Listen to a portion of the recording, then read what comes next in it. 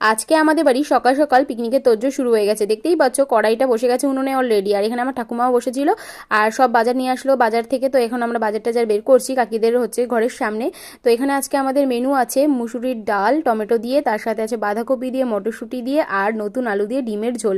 তো যেহেতু সবাই মাছ মাংস খায় না, তাই জন্য অনেকে খায় না, তাই জন্য আমাদের আজকের রেসিপি হচ্ছে ডিমের ঝোল আর বাঁধাকপি আর তার সাথে ডাল।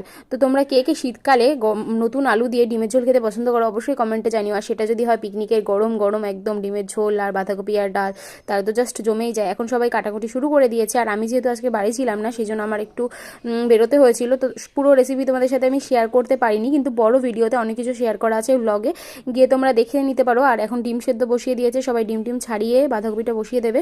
আর আমিও যাব এখন হচ্ছে ডাক্তারের কাছে, কারণ আমার আজকে সেলাই কাটার দিন ছিল সেই জন্য। তো দেখতেই পাচ্ছ ব্যাগ ট্যাগ নিয়ে রেডি হয়ে গেছি। তোমাদের ভিডিওটা কেমন লাগলো কমেন্টে জানিও। নেক্সট পার্ট অবশ্যই তাড়াতাড়ি করে আসে। বাই।